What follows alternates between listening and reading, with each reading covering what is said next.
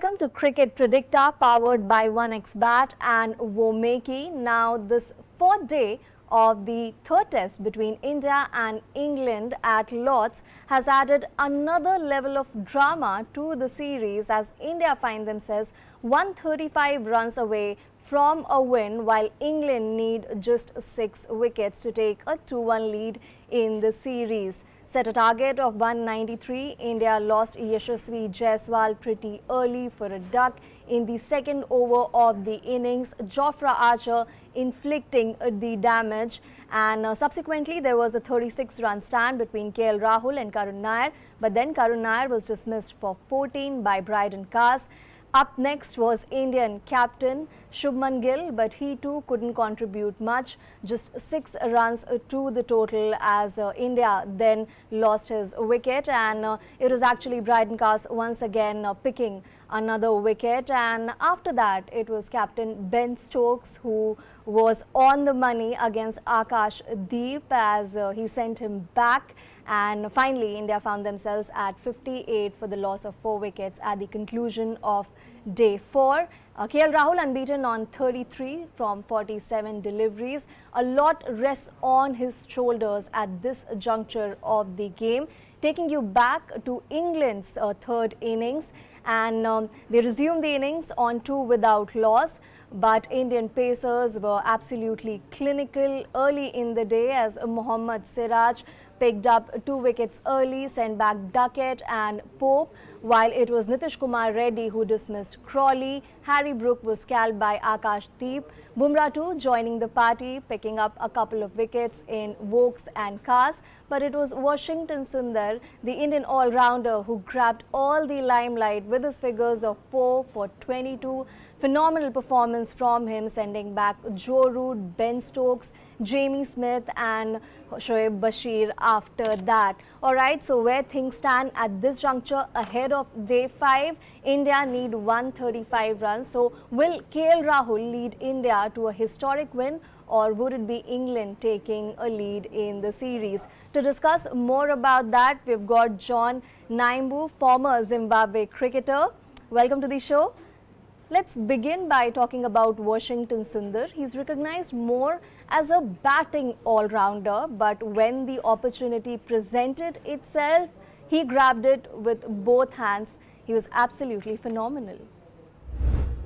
I remember a few shows ago we spoke about the need and the way Test cricket was missing a quality off-spinner, and I'm glad to say Washington Sundar has delivered for us that plea, and what a quality spell he bowled, and his control. I think I mentioned a little bit about his control in the first innings, where he got the ball drifting, he got the ball bouncing, and we all know how spinners make play in the second innings of any Test match. So it was good to see him get and reap the rewards of the hard work and the toiling that he did in the first innings, and it was good to see Jadeja also playing a very crucial role as a supporting act to that, and it allowed Washington to be a little bit more on the attacking side of things, and the way he's done it is actually put India in a very strong position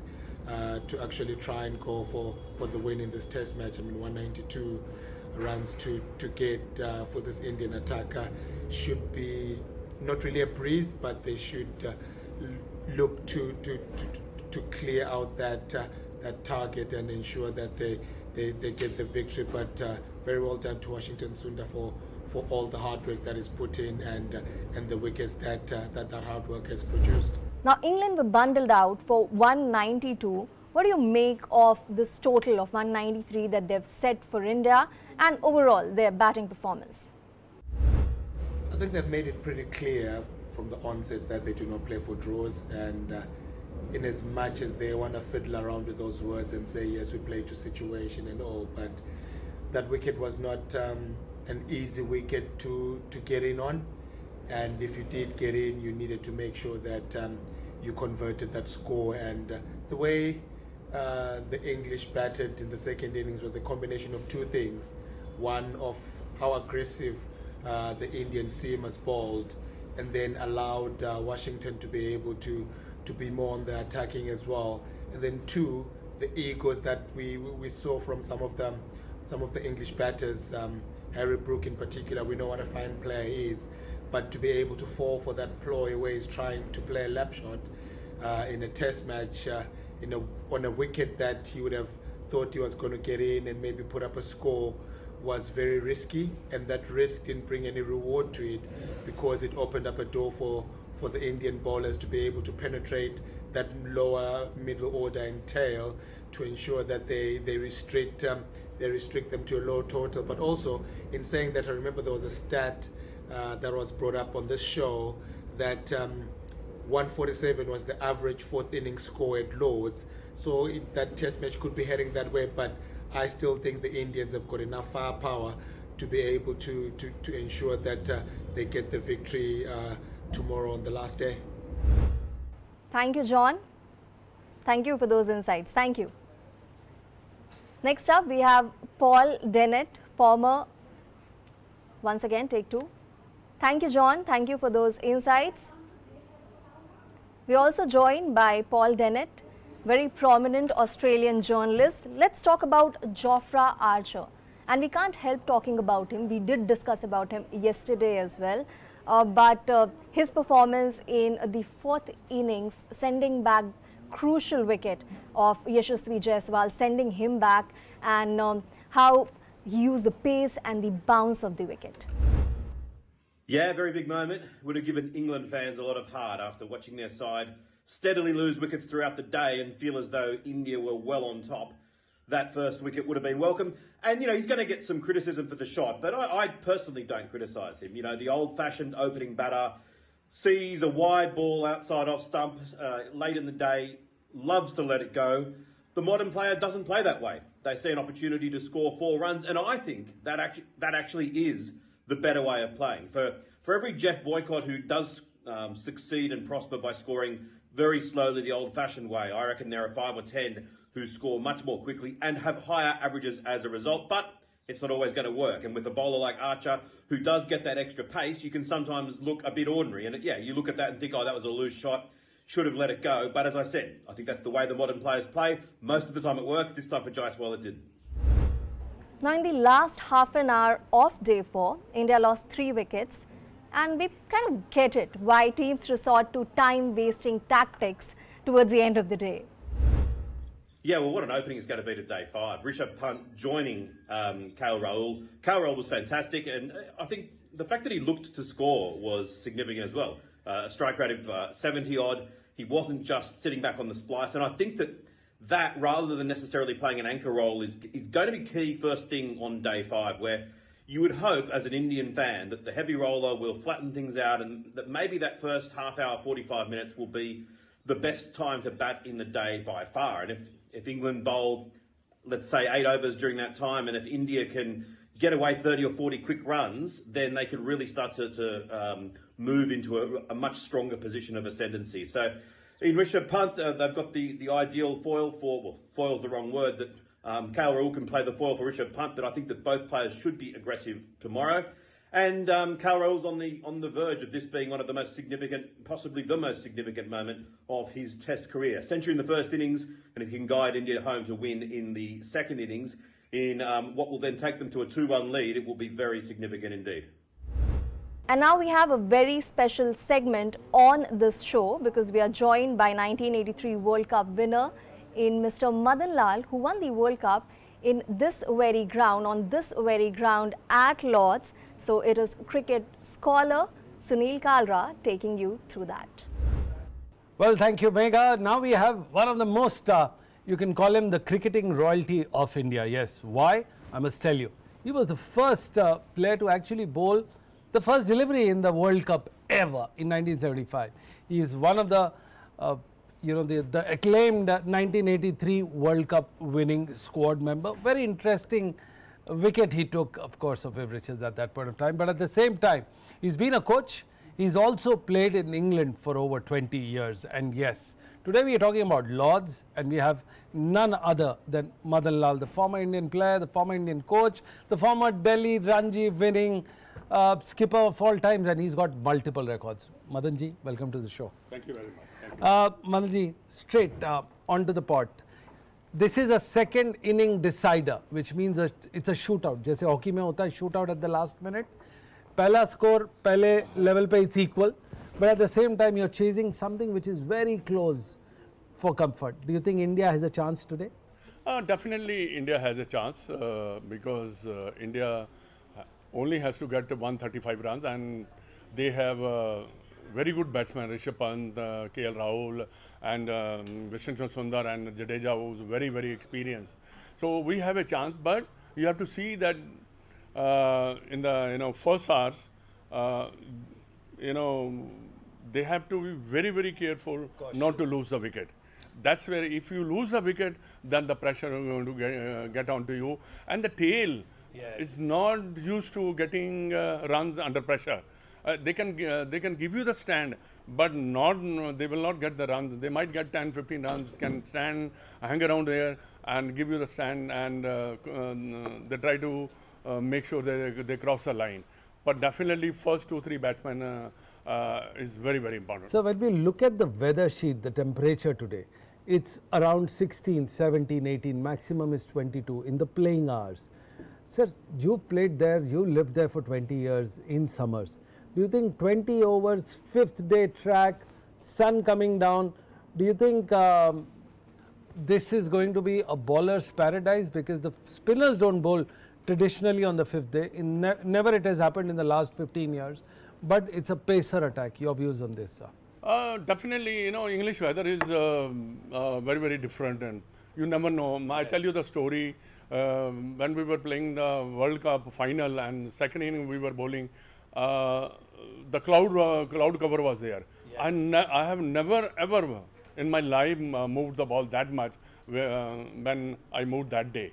So it depends on the weather. If the cloud cover is there, the ball might move around. But if there is sun is beating down, the ball will not do anything. The wicket is good.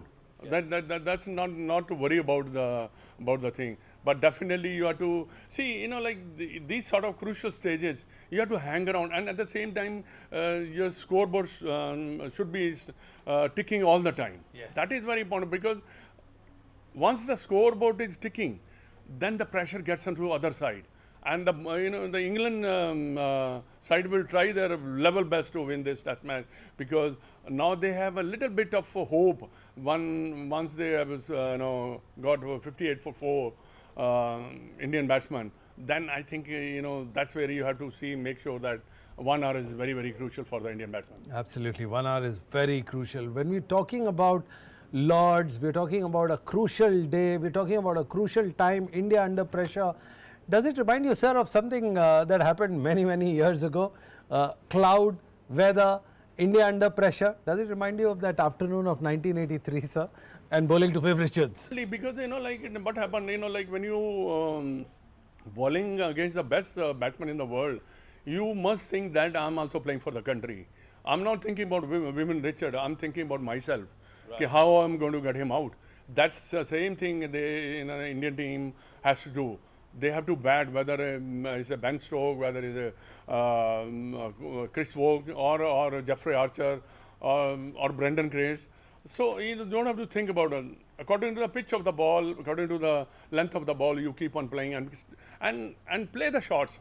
Right. Not the risky, but start playing the shots. So like I said, the scoreboards will start ticking. Correct, I agree. So one very important question here is about Jofra Archer versus KL Rahul. Jofra Archer versus your Rishabh Pant. When you look about Jofra Archer coming back to the English side after 4 years, third delivery, he took a wicket. He goes back on his run and he looks like taking a wicket every time he steams in. Do you think he's the big problem that India will have to face? Not really, because he's one of the best bowler. He has a speed, and he got a very, very, very crucial wicket. Jaswal, he got the Jaswal also out, who can, can damage the bowling attack. but definitely Jeffrey Archer will be the key. But like it's a unit, Yes. like it works like that, Chris Vogue, Ben Stokes, Jeffrey Archer, or Brendan Graves. They have to, four of them has to bowl well to get those wickets. Otherwise, one or two bowlers bowling well is not going to make any difference. Because maybe 5, 6 over, 7 over after they're going to get tired, then they might start leaking the runs. But end of the day, all the four bowler has to bowl well. Well, let me give you some stats, sir. 3 successful chases in the 9 attempts. We're talking about Lords, and we're talking about last 5 years. No drawn test since India's win in 2021 at Lords. Last 8 tests have all produced results at Lords. And guess what? England, out of the 8 tests, has won 4 of them. Now, when you look at the stats, and then when you look at your playing days at Lords, and you're looking at the 5th day, sir, do you think it's a great advertisement for Test cricket that you have produced results in the last 5 years after Corona? Your view? You said it right. It's the best advertisement for the Test cricket. Look at the grounds are filled. With the spectators. That is very, very important. In India, we always had a lot of crowds come and watch the game, but definitely best advertisement. Other thing is, the best cricket is going on. Yes. You feel like watching. You don't feel like just going out, see nothing is happening, so I go out and come back and watch the game. No, not like this.